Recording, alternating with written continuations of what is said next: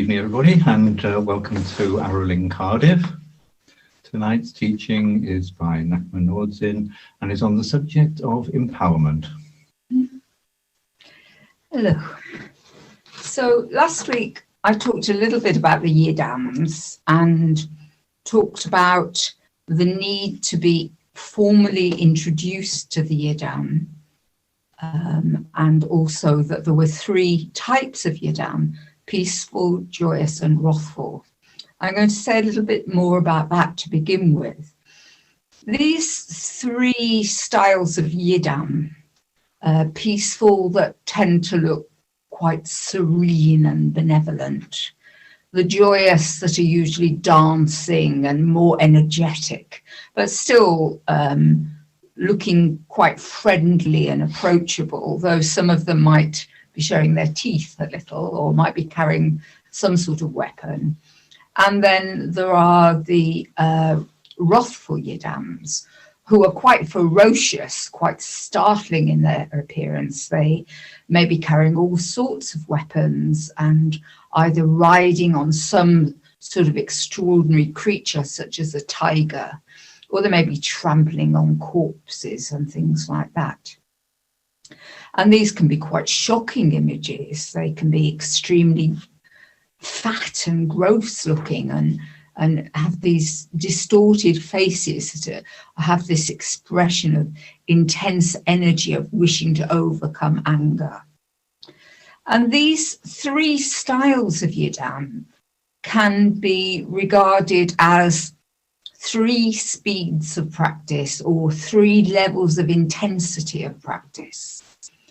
So if you're new to tantric practice, to symbolic practice in this way, we would certainly always advise people to start with a peaceful yidam.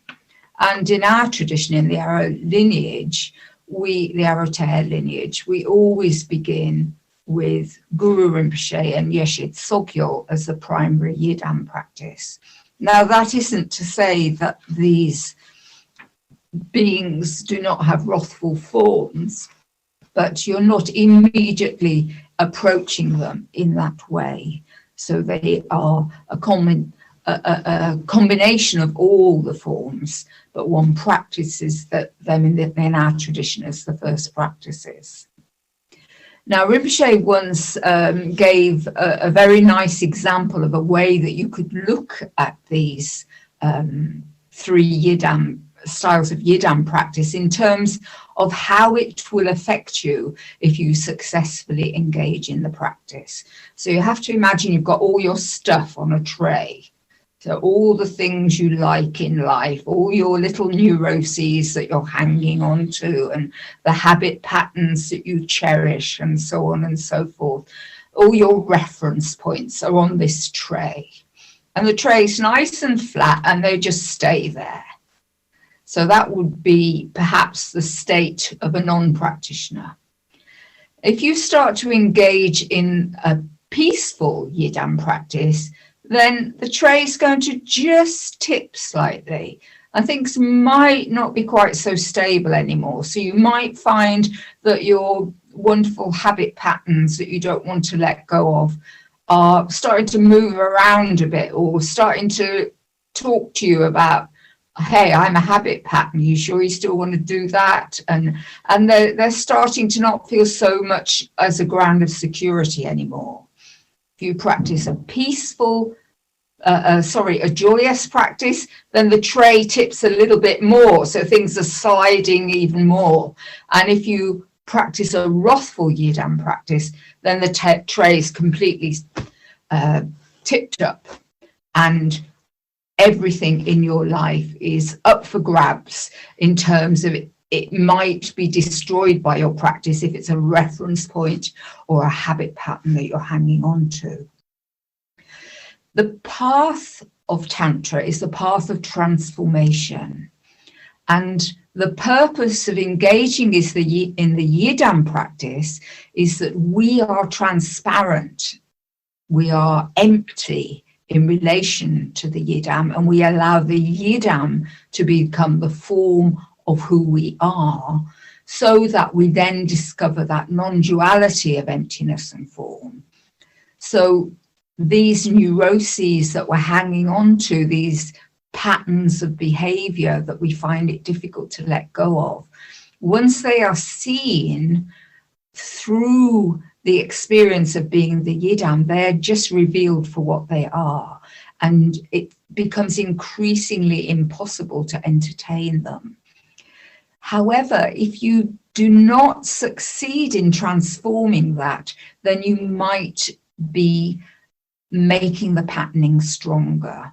So this is the reason that tantric practice, the practice of transformation, is regarded as being potentially more dangerous than the Sutrayana path, is because if transformation is not achieved, if we are not able to allow ourselves to change, if we're not able to enter into that emptiness and form, ambiguity and dance, to move towards non-duality, then we simply pattern ourselves even more. And in terms of these three intensities of the peaceful, joyous and wrathful Yidams, it wouldn't be advisable to launch straight into wrathful practice if you have no experience of tantric practice, because the energy is going to be so intense that it won't be possible to work with it unless you're an extremely extraordinary person. So the purpose of practicing as the Yidam, discovering what it means to be the Yidam, is that we transform our ordinary experience of ourselves. And therefore it's absolutely essential that we are introduced accurately and precisely to what the Yidam is, so that this practice of transformation can happen. Now, I've been trying to think of an example of what that might be like that relates to an everyday experience, or rather experience in terms of ordinary life. And the one I've come up with is the experience of weightlessness.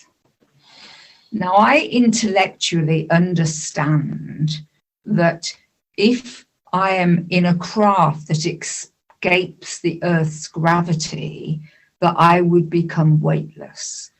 I can work that out logically and understand it logically.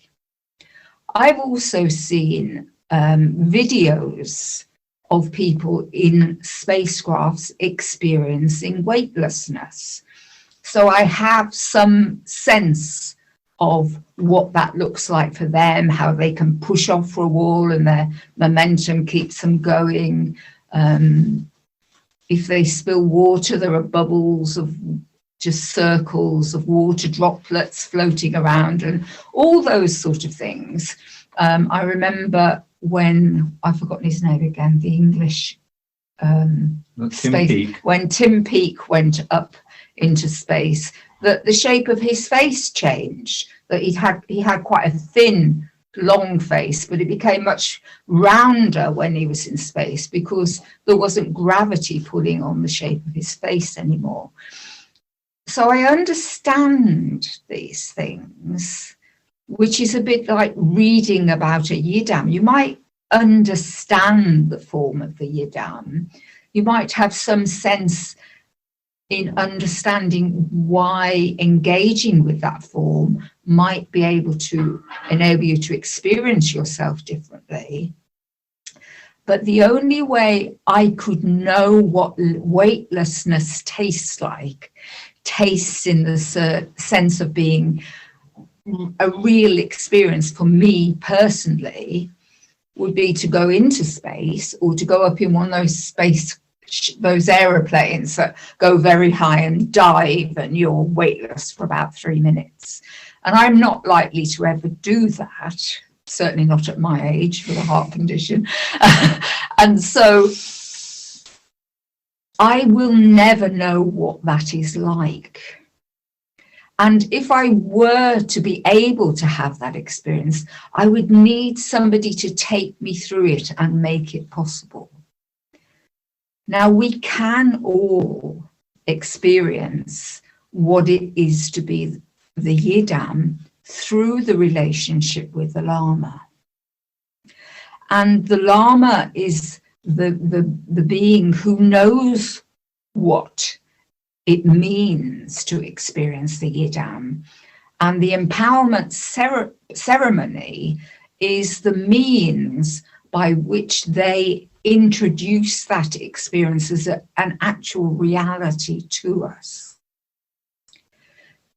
So this extraordinary experience, this extraordinary idea, if you like, of being able to arise as a being, an awareness being that we have no direct experience of in terms of ordinary life, means that the empowerment that is going to make that possible has to have a quality of it being extraordinary as well.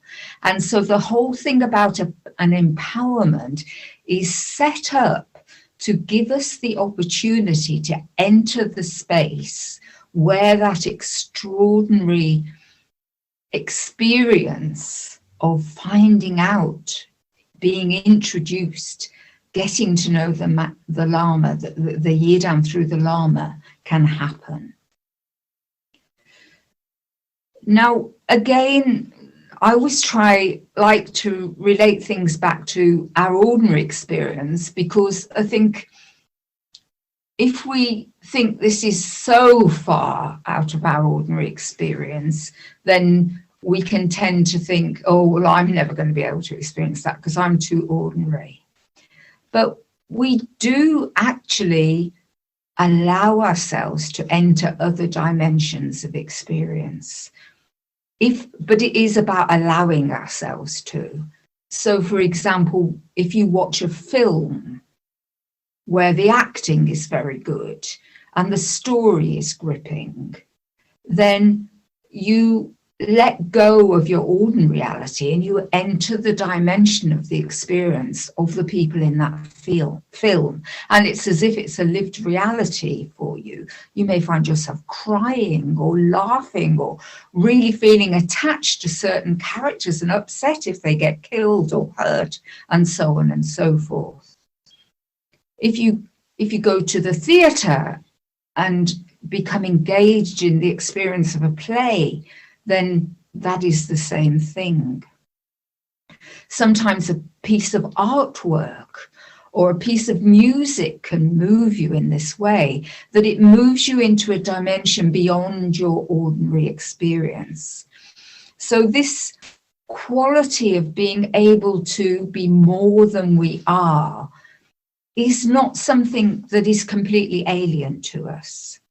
Nature, being in nature, can give us that experience. A wonderful view can just move us out of our ordinary experience. So this is something that is cultivated, that is conjured with by the nature of an empowerment ceremony and by the Lama and those present at the empowerment ceremony. Now, the traditional approach to receiving an empowerment was that you would have been a practitioner for a while. Having been a practitioner, you would request transmission of a particular practice. You would complete the nundro, or the requirements that were given you by the Lama, and the Lama might keep telling you to go away until you had completed certain things. But eventually the Lama would agree to give transmission. They would do that, and then you would go into retreat and engage in the practice that you've been given until there were signs of accomplishment. So this was the ancient style of transmission, and it would not be a very everyday experience to be given transmission. But this form died out in about the 17th century. And certainly in modern times, it is possible, perhaps not so much these days when Buddhism isn't as fashionable, certainly in Britain, as it used to be. There was a time when it seemed there was an empowerment happening in a big city in Britain almost every weekend, and you could just sign up for it, go along and receive the empowerment. So this hasn't been what the style of giving empowerments for a long time now. But in the Aro lineage, and the style of empowerment I'm going to describe now is very much the style of empowerment in the Aro lineage. We try to bring a mirroring, bring a hint of this ancient style of presenting empowerment. Empowerments in other traditions can be incredibly elaborate and long. Sometimes an empowerment can take days and require all sorts of things that need to be present and need to be accomplished by the empowering Lama, his retinue, and those attending. But the Aro lineage is a non-liturgical lineage, so our empowerments are much more succinct and essentialized. And the way that we mirror this ancient form of empowerment is that we engage in practice as a group before the empowerment is given, outside of the presence of the lamas. We then go into the empowerment, the actual ceremony, and engage in that ceremony with the lama or lamas. And then after that, we engage in practice for a period of time. Now, back in, I think it was January, I taught on the 5 certainties. And the 5 certainties are very much a requirement if transmission is to take place in an empowerment ceremony. An empowerment has 3 parts to it: the Wang, the Lung, and the Tri in Tibetan. So the Wang is the actual empowerment ceremony itself. The Lung is the envisionment, how the Yidam is envisioned, and the mantra of the Yidam. And the Tri is an explanation of how that practice is embraced. So in terms of the 5 certainties, there needs to be a relationship with the teacher. Now, that isn't to say that you need to be the teacher's student if that teacher is a person you know of, highly respect, and feel very certain about as an empowering Lama. So, for example, we attended an empowerment in London with Dilgo Khyentse Rinpoche many years ago. And it didn't matter that we'd never met him, because we had such great respect and knew so much about him and knew he was connected to both to our root teachers and to their teachers in such a powerful and important way that we had that quality of devotion to that teacher without having met him before. But ideally, one would receive empowerment from a teacher that you have a relationship with already, because there is a requirement that you are certain that you can receive transmission from this person, this teacher. Now, the certainty with regards to teaching for the empowerment ceremony is that the appropriate activity happens at that empowerment. So the stage is set, the appropriate ambience, atmosphere, quality is created there by the teacher and those present, that empowerment might be possible. So there are instruments. There's the yelling with the high, slightly eerie noise. There are the very deep notes of the horns, of the long horns, the Dongchen, thank you. There's the rhythm of the drum, like a heartbeat throughout the wang. There is the clash of the cymbals that are also quite non-worldly. They're like from another dimension. And all these qualities of the actual experience of the empowerment are an opportunity to allow yourself to enter the dimension of the experience and let go of your ordinary experience, to allow yourself to enter an extraordinary space. The time of the empowerment, certainly in our tradition, tantric wangs usually happen in the evening, because there is something about the evening, that playing with light, the darkness, the twilight time before it's really dark.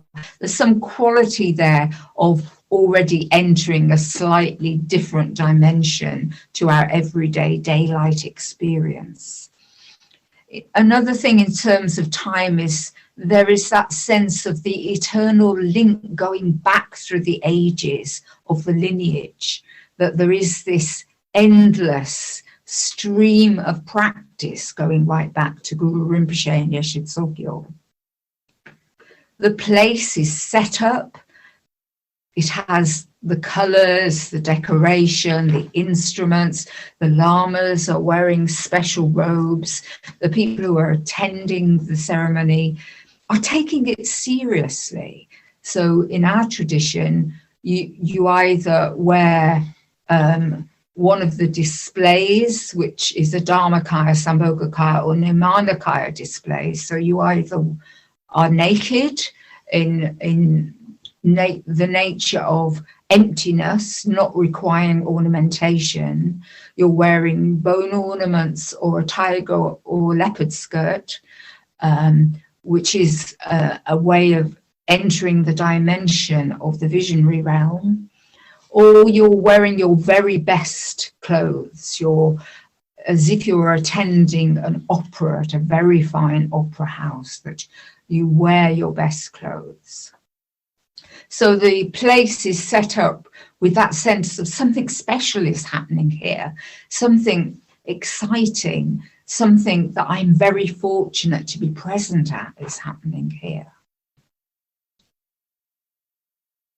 And from the personal perspective of being at the wang, one has to let go of any doubt. One has to let go of any sense of, oh, I'm feeling a bit tired tonight. I wish this wasn't happening. I'd rather have had an early night, really. Or any of those foolish things that show that we're not really appreciating the rare opportunity we're being given to attend a wang, to attend an empowerment.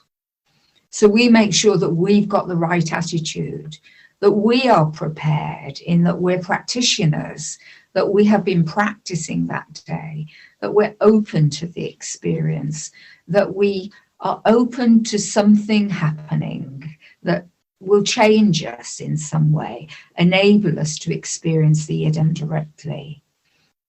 And we have confidence in the teacher and in the people we are with, and we are engaged with the whole experience.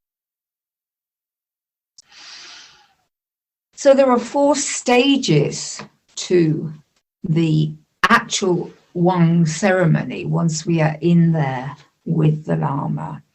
The first is the Vas Empowerment, and this is when you are given some water for a special sort of vase, and you hold out your hand, the water is poured in, you drink the water, and then you seal that empowerment by placing your hands on top of your head.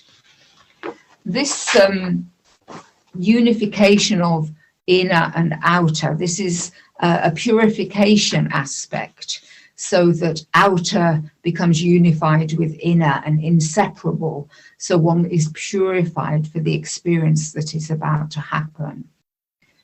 This is the empowerment at the level of the body. So something actually physical is being put into your body. It's an empowerment at a physical level. And the bumper has a decoration of peacock feathers. In the tantric tradition, peacock feathers represent transformation. The peacock is said to be able to transform poison into to pure food, to be able to digest it, and it is no longer poison. So this is a symbol itself of transformation. Then the next two parts of the empowerment of the Wang, the same thing occurs, which is that you are touched at the forehead, throat, and heart centers with a little, with a gao, which is a little, I should have picked one up. It's like a little shrine box. And the first time that happens, this is purification at the level of speech, and there will be an image in the gao of the yidam for whom the empowerment is being given. And the next one is at the level of mind, purifying at the level of mind, and the image inside the gao will either be Kuntu Zangpo or Kuntu Zangmo, or it might be Kyungchen Aralingma, the head of the Terten who revealed the Arater lineage, or it may be Dujong Rinpoche representing the Nyingma lineage that has existed since the beginning of Buddhism in Vajrayana Buddhism. So after we've received the Vas empowerment and the speech and mind empowerment, then in an Arater lineage empowerment, the instruments stop and there is a silence. And the Lama or Lamas will then practice some mudra. So this is movements of the hands, special movements that have significance in terms of dissolving the duality between emptiness and form. So the unifying the three spheres that we've just experienced, body, speech, and mind, and drawing the yidam and arising as the yidam in terms of the mudras, engaging that experience. Then the fourth stage of the empowerment, which is the unification of the three spheres. So this is the experience of non-duality. And in the Arater lineage, this is given as symbolic, Dzogchen symbolic, formal symbolic transmission. And the Lama holds up a crystal. And the Lama stares at the crystal, the audience stares at the crystal. And as we all stare at the crystal, the Lama pronounces a mantric syllable. If there's a male and a female Lama giving the transmission, we hold up two crystals, one each, and we each pronounce a mantric syllable. So that is the Tsigwang, Wang, the Wang of the syllable. Then that is the end of the Wang, the formal part of the Wang. And then in the Arater lineage, the envisionment text is read out. Now, this is not a druptab. This is not a practice that is chanted. Because we are a tradition based in Inner Tantra and Dzogchen, we do not engage in long chanted practice, All practice is essentialized, and the primary practice is silent sitting and yogic practices. And so this is mirrored in that this envisionment text is a transmission of the envisionment and the quality of the yidam, but it isn't something that is then chanted after that. It can be read again, but it's not to be engaged in as a chanted practice. And then the mantra of the yidam is given at that time as well. And so this is the actual practice. The envisionment and the mantra is like being thrown into that experience of weightlessness. It's like suddenly it's there. There is that experience of weightlessness. You now know what that experience of weightlessness is, because the Lama has become it, and you have joined the Lama in that experience through your practice and through your certainty and through the theatrical quality of the Wang. You are able to actually enter that dimension of experiencing the Lama as a yidam. Then you engage in the practice, and the truth is further explanation that could happen at that time, or it could be ongoing or happen at a later date. How am I doing for time? Okay. Just after 8. Now, if you attend an empowerment like this, something might happen, or maybe nothing will happen. It may be that you are not able to enter the dimension of the energy and the extraordinary quality of the Wang. And you might feel either that, oh, I'm hopeless, I'm a failure, I didn't get anything, or you might feel a bit disappointed, or any of those sort of feelings. But that will, if there hasn't been a sense of something having happened, we must not despair at that point, because if the situation was authentic in terms of both yourself, the Lama, and how things occurred, then a seed has been received. And there is no way of knowing how that seed will grow within you and how that seed will potentially mature at some point in the future. So the sense of expectation that something may or may not happen has to be let go of before we engage in the Wang, but it also has to be let go of afterwards. That whatever was is what happened, and whatever it is, and retain your confidence in the teacher and retain your confidence in practice and continue to practice, and you never know what might happen in the future. And I have actually had a personal experience of what I feel is a seed of an empowerment that happened a very long time ago, arising for me recently when I've started engaging in a particular mantra as a main practice for me for a period of time, that I have continually found myself in a Wang that actually happened 22 years ago, I think. It was in a very particular pace, so it was quite easy to remember when it happened.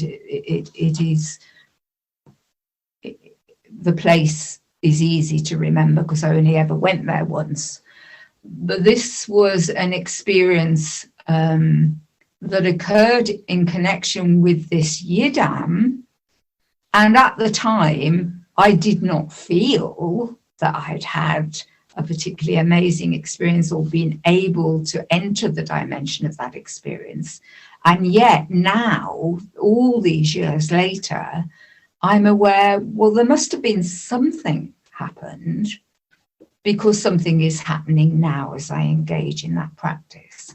So we can always be encouraged if we maintain that authentic relationship with the teacher, an authentic relationship with our practice, then seeds that are sown can mature as we carry on. Now, if you do experience something during the Wang, you do have a sense of transmission, you do have a sense that something happened there, then it's important not to concretize or try and pin down that experience in any way. Engage in the practice and simply return to that experience continually, but without trying to define it. One has to keep that open quality of allowing whatever it is be what it is, or whatever it isn't be what it isn't. We have to just be present and just practice.